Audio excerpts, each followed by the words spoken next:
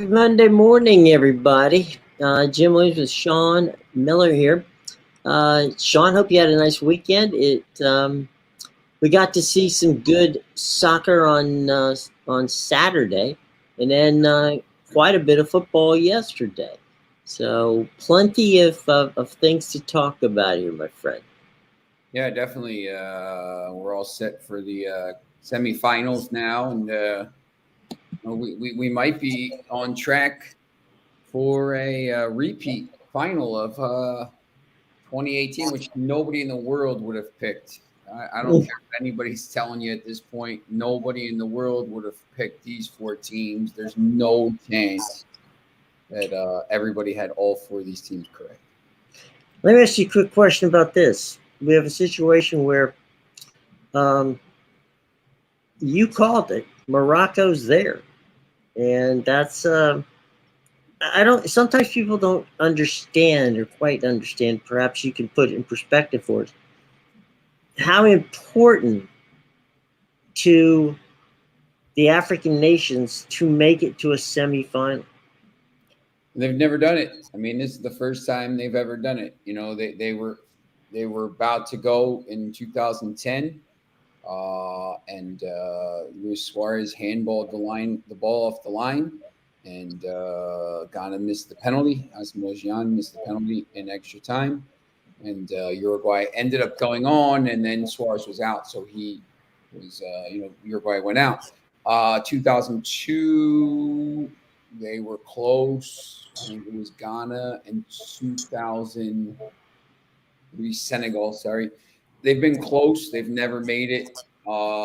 It's not just it's also not just it's the way they got there. I mean, they beat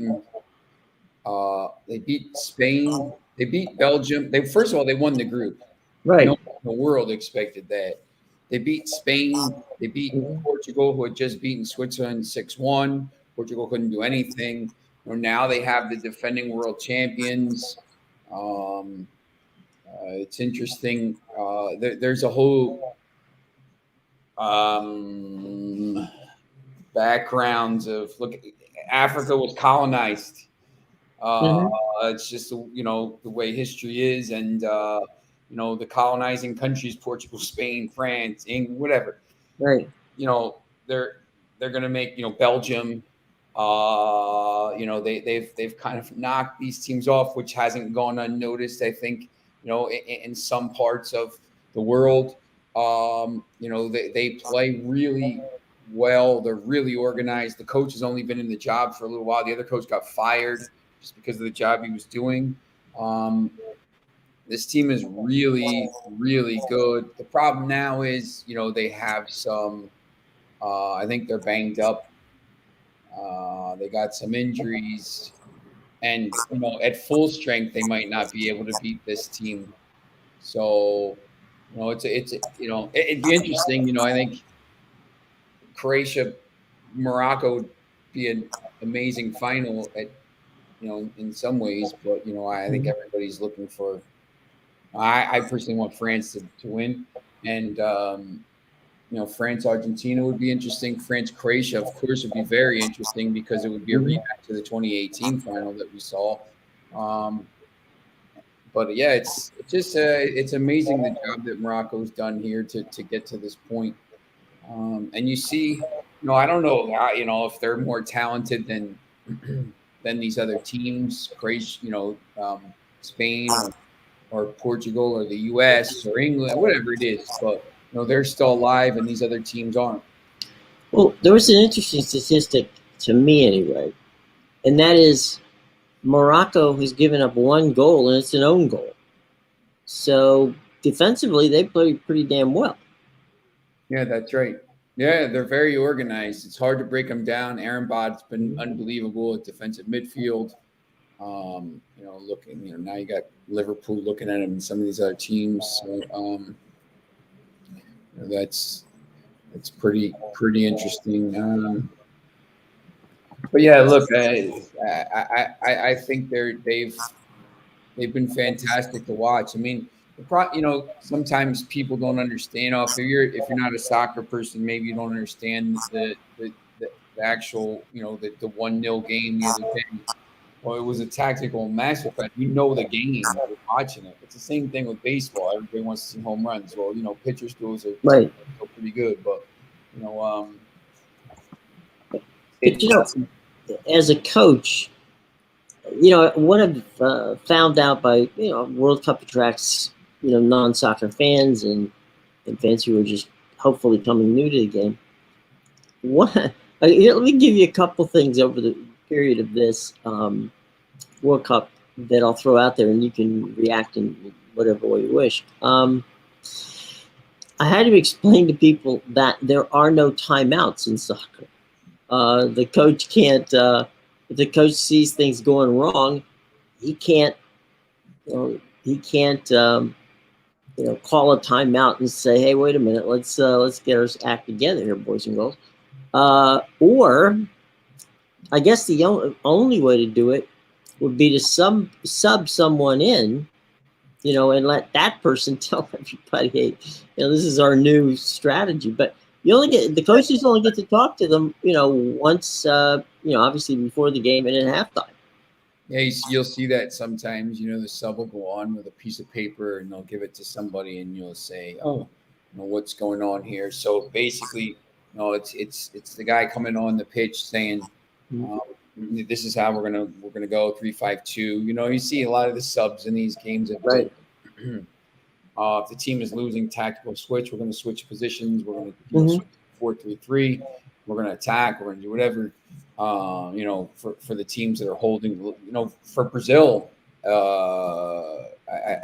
they were up 1-0, I don't know what they were doing. They should have, shut it down a little bit. But they were open. They got hit on the counter and they got knocked out. Morocco. The problem, when you face this Morocco team, you can't give up the first goal. I mean, if you can score them at all, but, right. You can't go down in these games. If you go down against Morocco, you're in a lot of trouble. I've seen it a million times at Manchester United. You go down against a team like Wolves or something like this. We, 1-1. It used to be like you're sitting there watching, you're just like hoping and praying you don't go behind, because the next, if you go behind, it's over. You're not gonna win the game. Here's another one. What does it mean for a 4-4-3? Or any number, set of numbers. They, a lot of people are saying to me, "What does it mean? There's a 4-4-3." As I say, you can use any variation of the numbers you wish. Yeah, 4-4-3 is so it's going to add up to 10. It's going to be 4 defense players, 2 center backs, 2 outside backs, 3 midfielders, and 3 forwards, left, right, center. So it adds, because they don't count the keeper. So it's going to be 3-5-2 means 3 center backs, 2 wing backs, 3 midfielders, 2 forwards. So it's basically like the position. So the first number is the number of defenders, the middle number is the midfielders, and the last number is the attackers.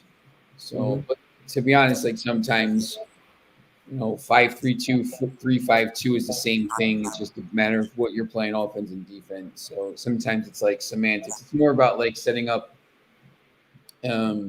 France plays a 4-2-3-1, a left back, a right back, 2 center backs, 2 holding midfielders, 2 Shmeni and Rabiot, someone, 3 attackers in front of him, Dembele out wide, Griezmann in the center. And Griezmann, if you saw the other game, he absolutely bossed the game as a 10. And Mbappe out on the left, just wreaking havoc, and then Giroud up top as the hold-up player, and then obviously he scored the game and goal. So, France has had a lot of success with that, just because they have the midfield flooded and the wide players. You have Dembele and Mbappe who are really quick, and then just, it's more about like, Kyle Walker was basically, Kyle Walker, when he plays for England, I mean, his job is to get forward. I mean, he's more of an attacking, especially for Manchester City, attacking right back. He was completely pinned back, because he couldn't let Mbappe get. Mbappe didn't score. Right. Those two people canceled. So now all of a sudden, now the entire right side of England's flank is basically shut down. Mm-hmm. Saka has to come back and protect as well. Saka ended up getting the penalty as well, but that was as they pushed forward in the game, they changed it a little bit. But yeah, there's just different formations and stuff, and just different ways to play. Me as a coach, I always like to play 4-3-3. I like to attack. I'd rather lose 5-4 than lose 1-0. So, because I think in a 5-4 game, if somebody makes a couple plays, all of a sudden it's 4-3, you win. So. Mm-hmm. So the one other thing, and I tried to explain this, and I'll throw it out to you on that same variation, was that that doesn't mean that midfielders can't score goals. It doesn't mean that it just means that's the way you start. It's the equation would be the same as in basketball. You got a 1, a 2, a 3, and a 4, and a 5, right?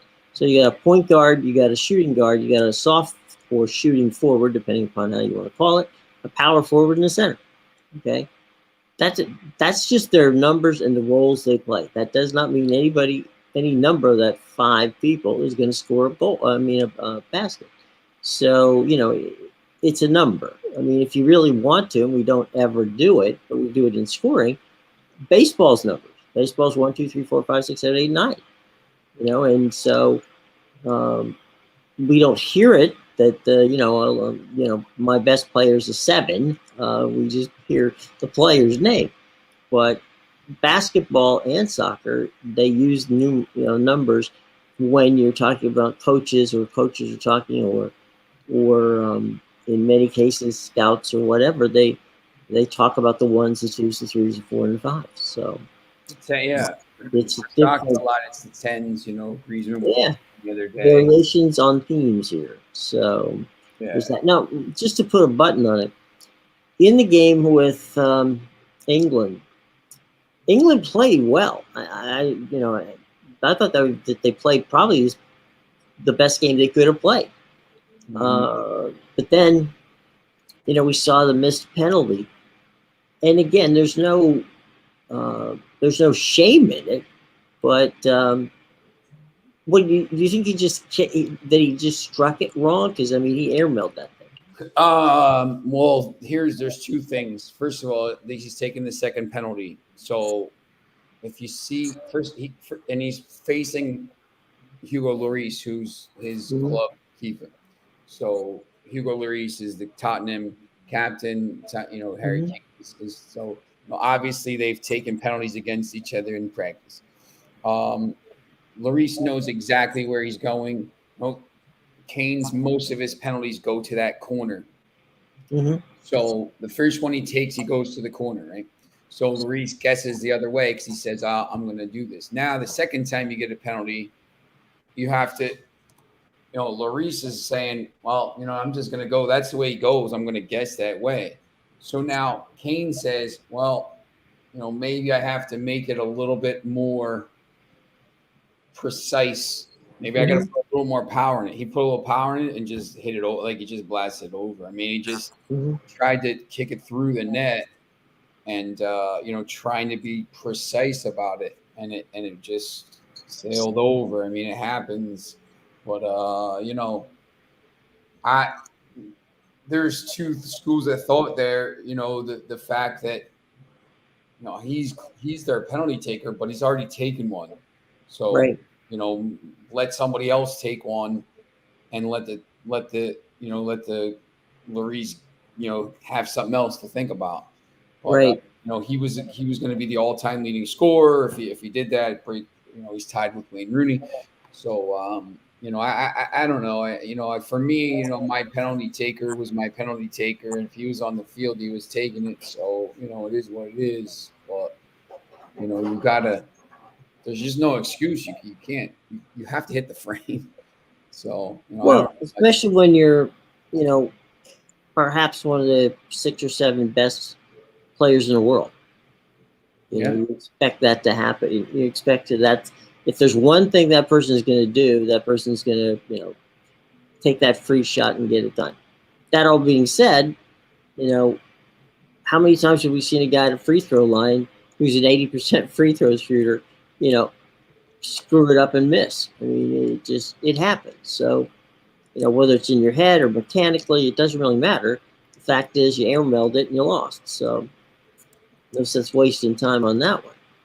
But it was, I will say, the most creative and one of the most well executed uh, set pieces I've seen in this tournament was the one where I think they scored the equalizer on it. It was in Netherlands. Yeah, the Netherlands. And that was brilliant. I mean, they just rolled that ball by the wall, and you could have read, you know, the Voigt name on it as it rolled past them, and then you know, Bing, the guy put it in the back of the net. Yeah, it's It's like you're watching in slow motion. I feel like Argentina ran that against England in 1998. Yeah, it was fantastic. The problem I had with that game is they do that. They have all the momentum in the world at that point. Mm-hmm. Game's going extra time, and then they sit back. Just like, what are you doing? Just go attack. You got Argentina's on the ropes, and then Argentina got back in the game, dominated the second extra time, and now you're taking it to penalties, and it's a penalties are. It doesn't matter who's the better keeper. I mean, it does, but penalties are a lottery at this point. Like, you can pressure and blah blah blah. So it's tough. I mean, I don't know. I'd rather try to win the game and maybe. We got two people. One, the person who's kicking the ball, and the goalkeeper, and both of them are trying to out psych each other, and and guess, frankly. So it was interesting. Let's pop up one more time. Now, we talked about this before. The European leagues are back. That's right. And some quality stuff. What are some of the games you're looking at, or some of the matchups you're looking at? Not necessarily today, but as the week, moves on. Excuse me. You got this weekend. There's going to be some championship games. Obviously, I'll watch the third place game on Saturday, but it's like the greatest thing in the world.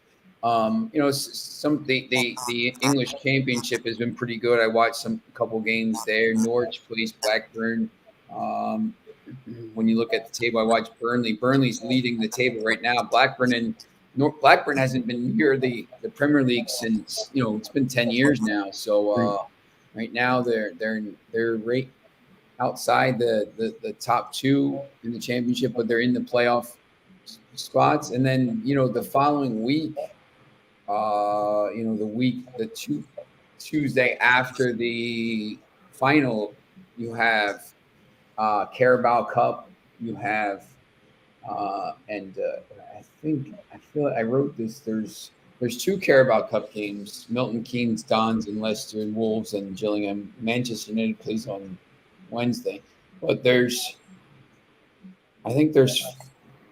1, 2, 3, 4, 5, 6. There's 8 Copa del Rey games on that Tuesday. There's 12 on the Wednesday, and then there's 8 more on Thursday. The good thing with Copa del Rey, early on in the tournament, what they do is they give the little teams home field. So like Real Madrid will have to play like Alcaron or something like this, and just it's a big deal for these smaller teams. Most of them lose. Some of them win and they keep going. One of my former players used to play for CD Rincon and played in this. They got to the first round and then they ended up playing a La Liga team. So it's a big deal for these smaller teams to play. So all these games are on ESPN Plus. You can watch everyone. So it's pretty cool. I mean, there's going to be no break after the World Cup. I mean, it's going to be it's going to be big time. A race to the summer. And then obviously the Premier League that comes back on the Boxing Day with 7 games in 4 different windows: 7:30, 10, 12:30, 3 o'clock. So You got really good games that day. Everton Wolves, Leicester Newcastle, Foxy's Newcastle, Villa and Liverpool, Arsenal West Ham. So there's a lot of different stuff going on, and just I've written a few of these stories. If you're a fan, sometimes at the World Cup, there's that little 6-week lull afterwards. Now there's no Mhm. lull. You can just go right into watching these games, and I think that the ratings are going to be through the roof for these Premier League games on Mhm. NBC. NBC was real smart. They put all the games on Boxing Day on NBC, Mhm. which I think is pretty smart, because now you can have everybody watching them, Right. and then you can kind of keep them hooked and keep going. So I think the numbers, the TV viewing, and obviously the betting numbers as well will be pretty Mhm. good. I spoke to Billy Davidson over the weekend, who is with CBS Sports, and he was telling me that they already have advertisers talking to them about any avails that might be left for the Champions Jan, League. February. Yeah. Look, I think that's going to be February, and February and March. Obviously, when you look at these, the schedule. Let me get the schedule here. I mean, it's pretty crazy, some of these ties here. I mean, right off the thing, the first tie on the Mhm. first day is PSG Bayern, on Whoa. February 14th. Two of the three. It's the two of the three teams right now with the best odds. Although Manuel Neuer is probably out for the year after he broke his leg, the keeper for Bayern. And Milan and Inter, or AC Milan and Tottenham is the second game that day. And then you got Dortmund, Chelsea, and Brugge and Benfica on the 15th, the next day. So, and then the following week, you have Liverpool, Real Madrid, rematch of the final, Right. Frankfurt, Napoli, Leipzig, Man City, Inter, Porto. So what you have is, some big ties, big names, but also some of these ties like Inter, Porto, Brugge, Benfica, Milan, Tottenham, Frankfurt, Napoli, where you're going to get a team that maybe before the season you didn't think was going to be in the quarterfinals, and all of a sudden, so you're going to have new eyes on it. So yeah, I know. I think it's going to be really big this year with it. Is there who's the is there an odds-on favorite for this year's? Manchester City is the favorite to win every competition they're in right now. I wrote a story about that last. Every possible thing they could win, they're up for it. City right now City's probably the favorite to win the World Cup at this point. Right now, Manchester City's plus 175. Bayern is plus 700. Liverpool is plus 900.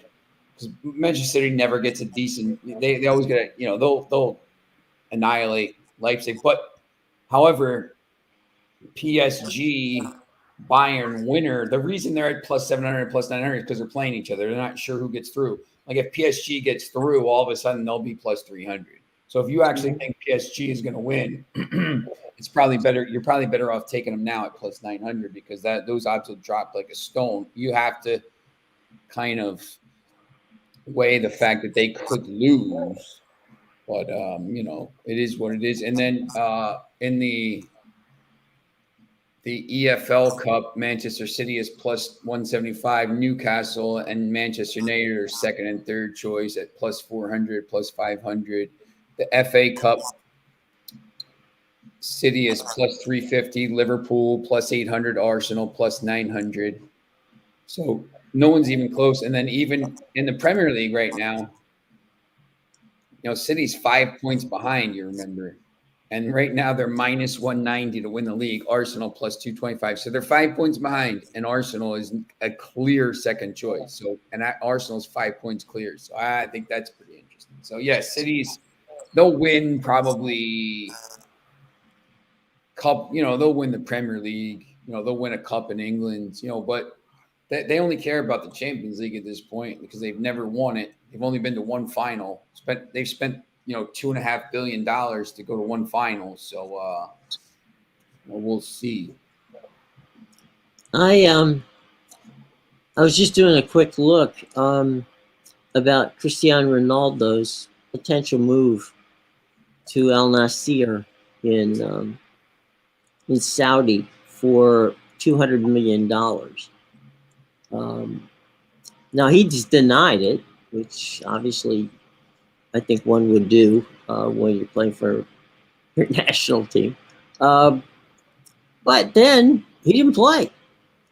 So what do you think? Is he going to go to Al Nassr for $200 million, or is he going to? It's not like a group of people lining up to take his contract. Nobody wants him here. I mean, they were offered, United was going to pay everything but 80 grand a week, and then nobody just wanted him. I mean, you see what he's done here for the last two teams. He's tanked the team. He's tanked United. He tanked the Portugal bid here. Portugal could arguably be the most talented team in the tournament, but he's got his family around him crying. Right. He goes, he's basically shown what he is at this point. So, I wouldn't be surprised to see him go to Al Nassr. I mean, he's either got to go there or retire. I think at this point. I mean, you got to go take 200. You can't turn down 200 million. Laying on the table. Yeah, it's like, okay, nobody wants me, but they do. And not only do they want me, they're overpaying for it. So, yeah. Well, okay, we went from one football to the other football, and this one happens to be a little story that's down the street from you, and that is that the Eagles continue to impress. Man, they just keep winning, and they keep doing it in dominant fashion. I think it's interesting with the wrote another story about this as well. I'm writing a lot of different stories. MVP right now. It's flip-flopped. Patrick Mahomes last week was plus 112. Jalen Hurts was plus 150. Now Jalen Hurts is minus 112 and Mahomes is plus 140. It's a two-horse race at this point. Joe Burrow's making a late run, I think, just because the way that they've been playing. But it just seems like now it's Hurts. The only thing I'll say about this is, they have, they have now two game lead, and basically 2.5 on the Vikings. The Vikings can't catch them now because there's only 4 games left, and the Vikings have to basically be 3 games better because they lost to them. So it's really probably going to come down to this game on Christmas with the Eagles and the Cowboys, because if the Cowboys win that, all of a sudden, the Eagles should beat Chicago next week. They're 13-1. If they beat that, they're 14-1, and they have they've beaten Dallas twice, so they will have clinched the division at that point. And they play the Saints and Giants at home on New Year's Day, and think, do they sit Hurts? Do they try to keep him going? Do they try to play him a series? So maybe and then Mahomes would be able, because they're still playing for top seed in the AFC. So maybe he can catch him there with a couple big weeks. But if the Eagles go 14-1 in their first 15 games and clinch everything with 2 weeks to go, Hurts is probably going to win that. I mean, he should win the MVP. Well, I think that one of the other things too is the writers and folks who make the have the votes. They basically feel that Jalen Hurts is the hot guy, right? So I would tend to think that they would give it to Hurts because they've given it to Mahomes, more than a few times, and sometimes you want to see somebody who's having a breakout season, get their just rewards. Nobody's surprised that Patrick Mahomes is good. Um, Perhaps they're surprised that he's that good without Tariq Hill, but things continue to play well for him. I just think from historical points of view that Jalen Hurts might, unless and I doubt that this is going to happen, but unless he suddenly tanks the last 4 games, which I don't think is going to happen. As long as he keeps on the pace he's doing, I don't see how he doesn't get it. Yeah, I mean, he's going to end up with over 4,000 yards of offense. He's got Right. 3,157 yards passing right now and 22 touchdowns with just 3 interceptions. He's got 686 yards rushing right now with 10 more touchdowns.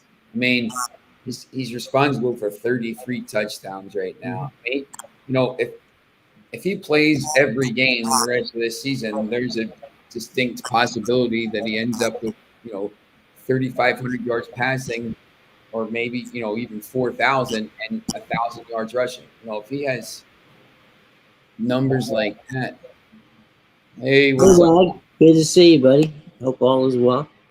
Yeah, it's crazy. I mean, he's a video game at this point. Yeah, that's correct.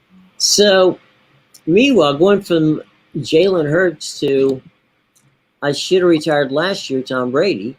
They can't score. I mean, they literally cannot score. They scored 2 touchdowns last week to win in the final seconds, I should say. And then yesterday they fly out to the coast and get manhandled by the 49ers with a kid, who was Mr. Irrelevant, who looked like Patrick Mahomes yesterday. So, yep, October. Sorry? October. Yeah. He was amazing. And, it's one of those things where you got to wonder, can they still, as badly as they played, they're still in first place, but, they still have a game against Carolina and they finished the season against Atlanta. I don't know that it's, that you sit there and go, well, it's a lock. They'll get it together. They've shown no ability to be consistent, and they've scored less than 20 points in the last 5 games they played.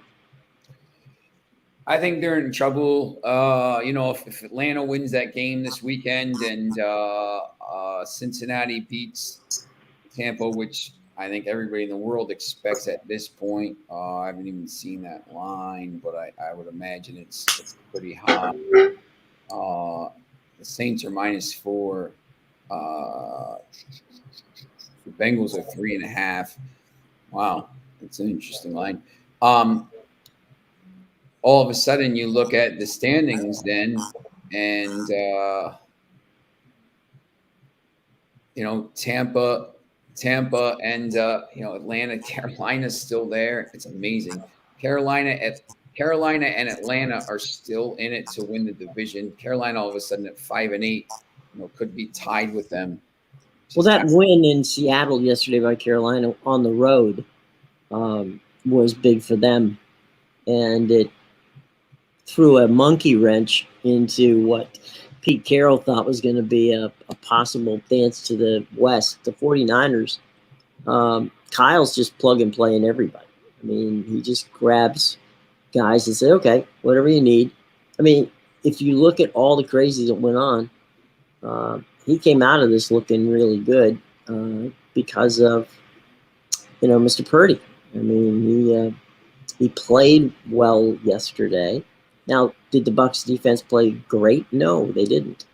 But, they were hoping this guy's making mistakes. He didn't make mistakes at all. It was the other guy that was making mistakes. Yeah, that's right.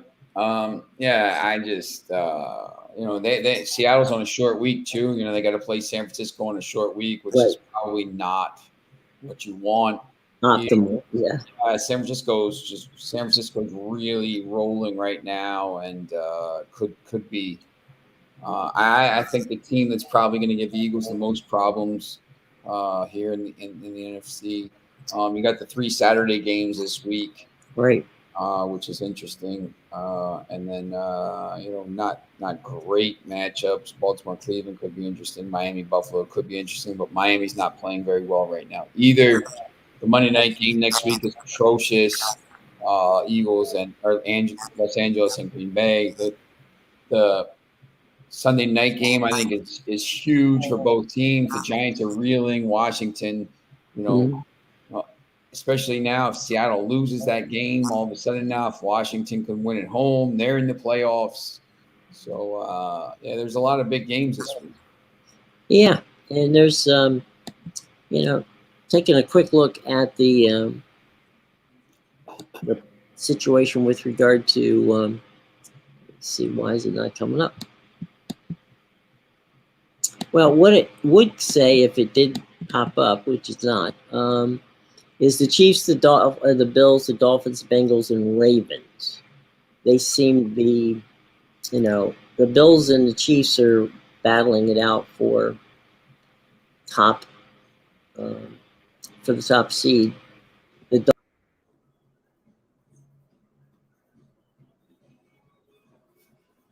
Oh, lost Jim. Jim, man down. All right, I'll pick up here. You look here at the standings, and we'll just kind of look quickly at the odds. There he is. Back.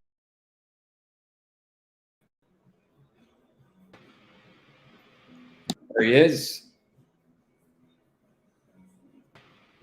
And they're back. I don't know what the heck happened. Crash time. Anyway, I don't think there's any way that the Dolphins, Bengals, or Ravens catch the Chiefs and the Bills, either for the top seed or, for that matter, for the division. I think the Bengals are getting hot at the right time. The Ravens are down to the third-string quarterback, depending upon whether or not Lamar Jackson can come back this week. Yeah, I think the Bengals are. I mean, Joe Burrows is starting to catch fire again. This is almost a repeat of last year from what the Bengals are doing. Yeah, since he took over play calling in the third week, I think. So, it's interesting to see what they're going to be. The Bengals have interesting schedule at Tampa, at New England, Buffalo, Baltimore. So, they're either going to prove to be contenders or they're going to prove to be pretenders at this point. Well, you said that they come. Obviously, this week they're going to come to Tampa. All right. We know that the Buccaneers are, offensively challenged, to say the least. I'm being kind. So, who do they play after that? They play the Patriots? Yeah, Patriots on New Year's Eve. Or on the road? It's at New England. And so it's in Foxborough. Okay. Yeah, last 2 at home against Buffalo on Monday night. And I think the only one they lose of that group is Buffalo. I think the rest of them, they should be the favorite going in to play the Patriots. Now, if it's a horrible day and the wind is blowing as it has, the ability to do up there at that stadium, because it's kind of a weird stadium from that standpoint. There's a lot of open space where wind can come in, and if you ask any quarterback in the National Football League, they'll take snow, they'll take rain, they'll take ice, they'll take whatever. They'll take 100-degree heat, but they damn sure do not want wind. Yeah, because that's the one thing that you cannot control. Yeah. It's a problem for them. So we'll see. It's going to be a big race to to end it.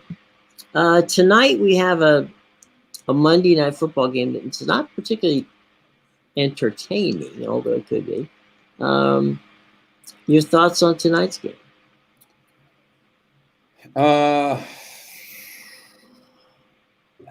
It's the matchup predictor says Cardinals here, and but the Patriots have had a while to prepare, so everything kind of points to Patriots. I think it's a weird game, to be honest. I think the Cardinals could end up pulling this out. I know they're not really doing much, but it's a tough game for me to kind of handicap. That's for sure. Mm-hmm. Well, it depends on what offense for the Arizona Cardinals shows up. Yeah, that's right. I mean, if Kyler Murray's playing well, and he's got Connor and some of those other weapons that he has, then they should be able to beat the Patriots. Now, we know they should, but should, woulda, coulda. They've proven in other times that there's chances there are high school teams in the state of New Jersey that could beat them. Just the way they play, consistently inconsistent. So we'll see how that all plays out. But at the moment, it's would have to think that the Cardinals would have, because of the talent situation, would have the edge. But one thing we've found out about the Cardinals is don't ever stake your paycheck on them. Yeah, nah, you can't. With all due respect to Amadeus, it's not a good team to this be. Is a tough game. Yeah, it's a tough. I mean, I'm still, the matchup predictor's still at 65% Arizona win here. So, they're at home. The line is 2 now. Patriots are favored. I don't think the Patriots are very good. They're just okay. The teams are pretty even. The Cardinals, lost to the Chargers last time out. And they haven't played since the 27th. So they're on a little bit of a break as well. So they've lost 4 or 5. This is just a really tough game to call. Mm-hmm. Okay, well, tomorrow we will have an opportunity to talk about the World Cup semi and do a postmortem on tonight's game. Yeah. And maybe talk a little college hoops as well. So we got plenty to do. Any final thoughts there, my friend? Just getting ready for tomorrow. So gonna and we'll give you all kinds of great information and predictions for what's going to happen tomorrow. But that will be tomorrow, not now. That's correct. There you go. So it's called a tease in the business, boys and girls. So there you go. All right, Sean. Let's head for the hills here, and we'll see you guys at our new time of 9 a.m. So mark it down on your calendars, 9 a.m. You'll have a full day to digest everything we have. Plus, if you miss us, you got all day to go back and check. So there you go. Don't forget to subscribe, hit the bell, like, and share. Those are the most important things you can do for us. It's free, it's easy. Please do that. We would greatly appreciate it. All right, for the prodigal Sean, for Sean Miller, I'm Jim Williams saying so long, everybody. We shall be back with you come tomorrow, okay, 9 a.m. All right, be there. Take care.